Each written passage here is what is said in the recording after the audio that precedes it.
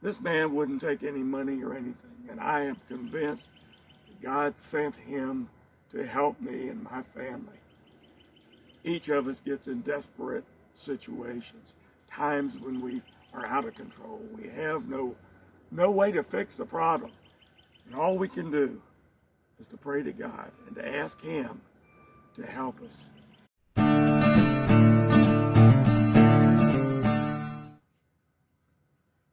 Psalm 61:2 says, "From the ends of the earth I call to you, when my heart is faint. Lead me to the rock that is higher than I. For you have been my refuge, a strong tower against the enemy." There's many times in our lives in which we just can't do it. We come into situations that we can't handle. I remember one particular time my daughter was 3. We were coming back from a trip. It was a convention that we went to down in South Florida. And we're coming back on I-75 near Tampa. And I was getting low on gas. I knew I should have stopped, but I didn't. And sure enough, just past the exit a couple of miles, the car started to miss and sputter, and sure enough, ran out of gas. I had to pull over the side of the road. My daughter was sick. My wife wasn't happy with me. She had suggested that I stop at the previous exit, but of course, being a man, I decided not to. See how far you can go.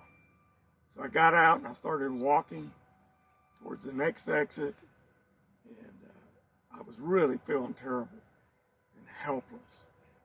I was worried about my daughter, I was worried about my wife, and there wasn't anything I could do.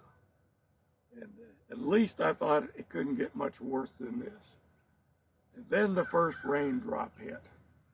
And I looked up the sky and I saw that a storm was coming. And I just started praying. I said, "Lord, I have gotten myself into this. I confess it's my fault. And Lord, I ask you to help me here. And not for me, but for my wife and my daughter. Lord, please protect them while I'm gone. Let somebody stop."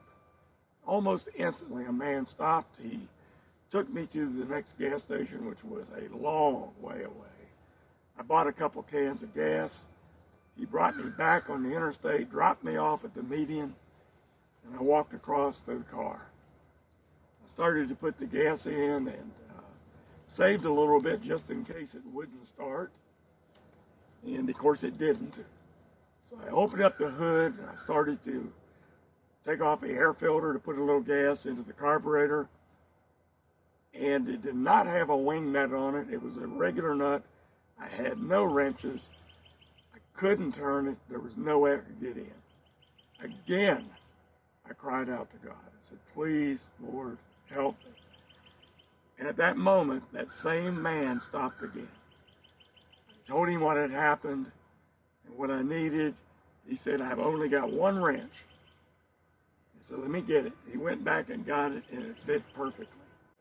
This man wouldn't take any money or anything, and I am convinced that God sent him to help me and my family. Each of us gets in desperate situations, times when we are out of control. We have no way to fix the problem, and all we can do is to pray to God and to ask him to help us. And that's what he wants in our desperation. He wants us desperate for him. Jesus is the rock that is higher than us. He is the one that can help us. He is the one that he wants us to turn to. So whatever your situation today, don't expect to do it yourself.